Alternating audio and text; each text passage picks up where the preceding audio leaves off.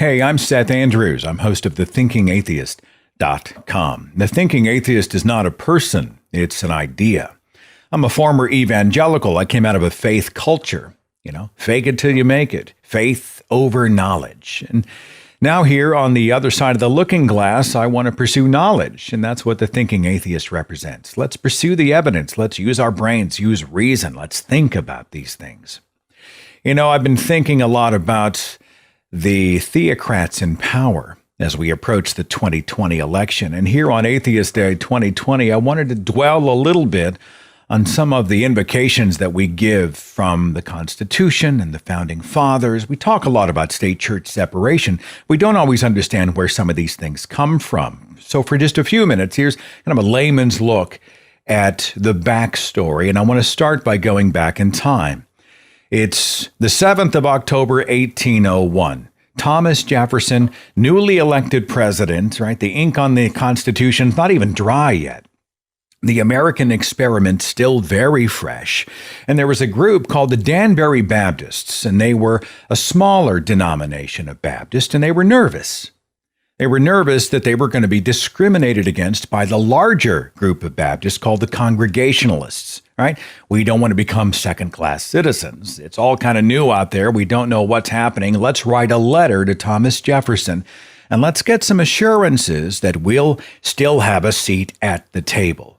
Right? We won't be discriminated against because we are a minority religion. And so they wrote this famous letter to Jefferson. They said these words, "Our sentiments are uniformly on the side of religious liberty." And they were using the words religious liberty in the accurate context, right? We want to be able to practice our faith and do our thing and interpret the Bible in this particular way without experiencing religious discrimination here in the United States. And so Thomas Jefferson wrote the famous reply, the letter to the Danbury Baptist, where he said this, "Believing with you that religion is a matter which lies solely between man and his God, that he owes account to none other for his faith or his worship, that the legitimate powers of government reach actions only and not opinions, I contemplate with sovereign reverence that act of the whole American people, who declared that their legislature should make no law respecting an establishment of religion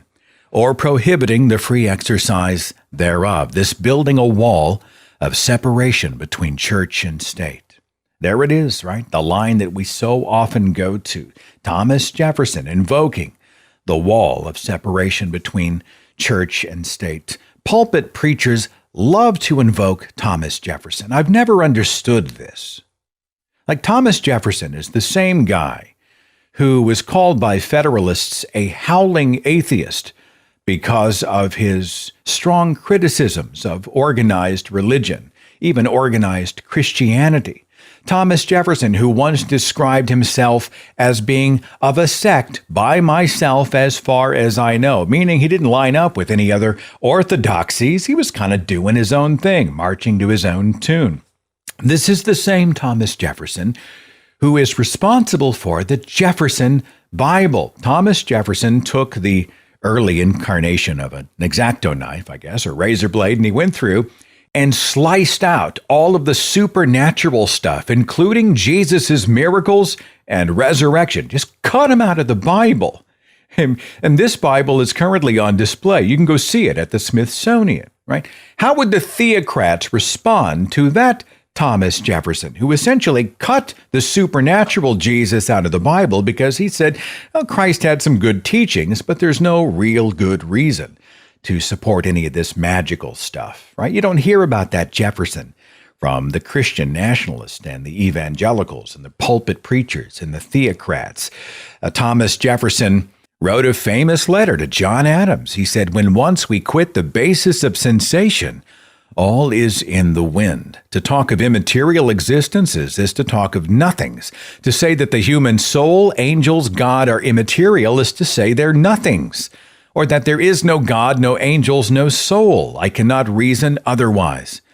But I believe I'm supported in my creed of materialism by Locke, Tracy, and Stewart." Of course, Thomas Jefferson would not have mandated a specific religion, his personal religion, whatever that was. And We are convinced he was a deistic and perhaps held to a deistic God. And he was right in line with his presidential predecessor, John Adams, who had signed his name to the Treaty of Tripoli. We hear the Treaty of Tripoli talked about quite a bit. Here's the context behind that. We used to run shipping lanes around Tripoli, which is now modern-day Libya. And we once, before we broke with Britain, enjoyed the protection of Britain against piracy. But once we broke with Britain and began the American experiments after the Revolutionary War, we didn't have those protections against piracy, and so we needed protections guaranteed for our ships in the region, and we formulated the Treaty of Tripoli. But Tripoli was nervous.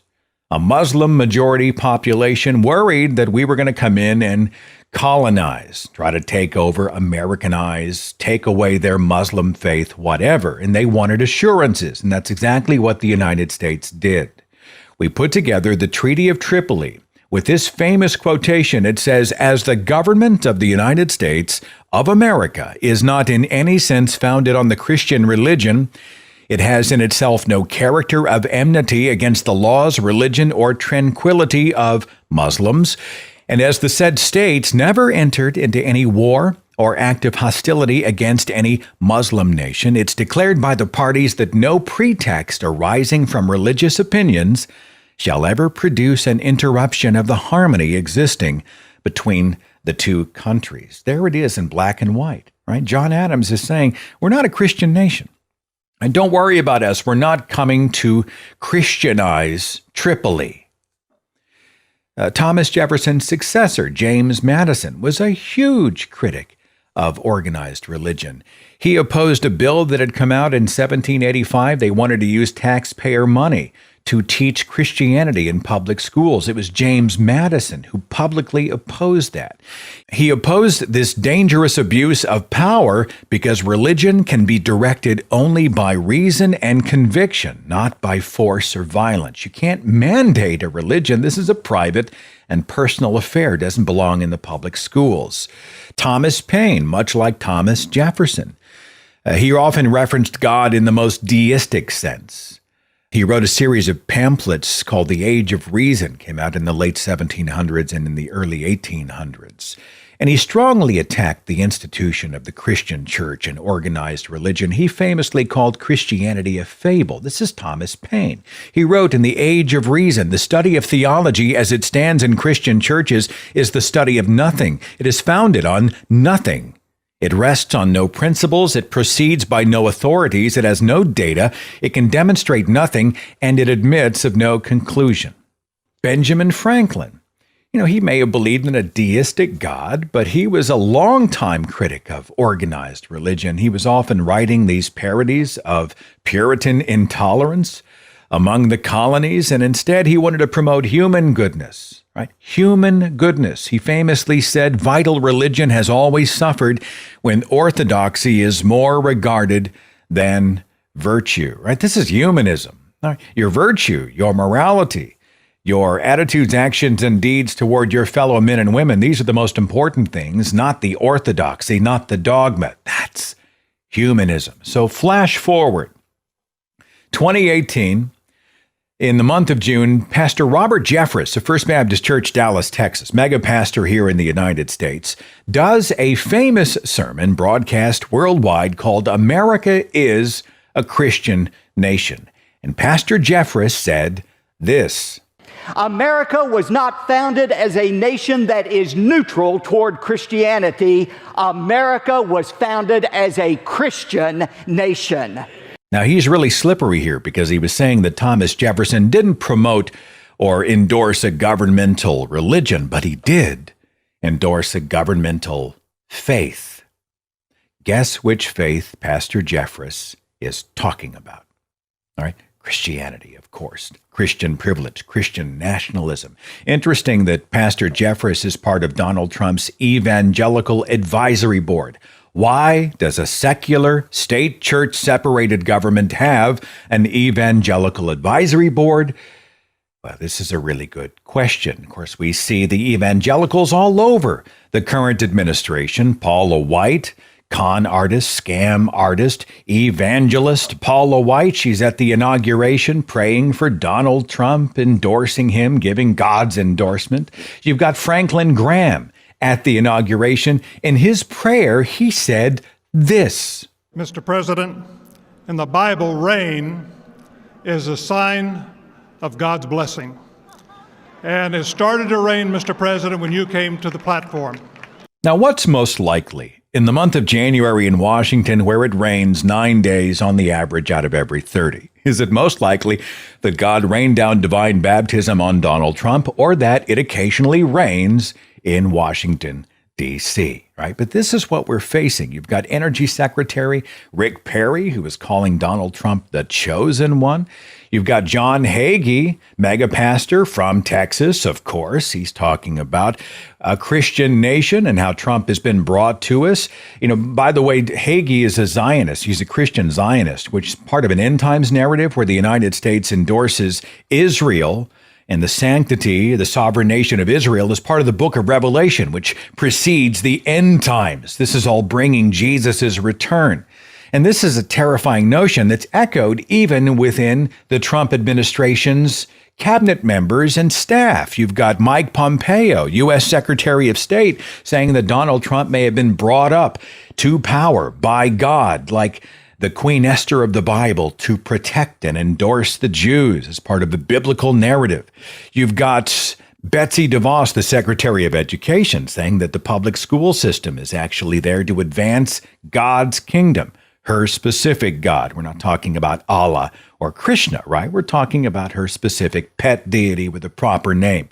You've got Project Blitz, this massive effort to change the laws to favor a Christian nation and Christian nationalists, with hundreds of bills, exemptions from civil rights laws, assaults on women's reproductive health. They're trying to mandate the Bible and Christian prayers in public schools, that kind of thing. You've got Attorney General William Barr. He recently gave a speech at the National Association of Religious Broadcasters, and he was talking about this attack, this assault by the secularists on religious liberty or religious freedom. This is not being used in the way that the Danbury Baptist used it. That phrase, religious liberty, is kind of a conversation stopper these days. If you say, well, you're attacking my liberty, you're attacking my constitutional right to believe, which is not the case at all. Right? We're not saying William Barr can't have and hold a personal religious faith. We're saying you can't make it rule of law and mandate that faith to everybody else. And yet that is what's happening right now in the Trump administration. That is why the 2020 elections are so critical. It's not about whether you love the Democratic candidate. It's whether or not one party over another favors Christian nationalism, which is anti-constitution and not representative of an America where we're seeing the rise of the nones, the non-religious. We are seeing an exponential growth of people who are not necessarily atheist, but they certainly aren't religious, and especially aren't Christian. They deserve a government that represents them, that protects the state church line, that allows people to have and hold any religious faith or none, but does not mandate it as part of a national narrative. We need a government that does not have an evangelical advisory board pitching a specific religion. We need a constitutional government that respects the writings of our founding fathers and the ideas on which this country was based, right? They fought and bled and died for that specific wall to be built and enforced. And it's time for us to stand up, to be activists, and to vote however we can, to demonstrate however we can, to resist the Christian nationalist tide in the United States. They do not get a seat at the head of the table. They must share the table with the rest of us. My friend and constitutional attorney Andrew Seidel at the Freedom from Religion Foundation wrote this tweet back in December. He said, "Dear white evangelicals, we're not coming for your rights. We're coming for your privilege. You'll be able to worship as you see fit, so long as you don't use government power to promote your religion or use your religion to violate another's rights." That pretty much sums it up, right? We're not coming for your rights, but we are coming for your privilege. And this notion that America belongs to Christianity is not just immoral, it's not just factually wrong, it's not just unconstitutional. It is, in fact, un-American. Thanks so much for watching.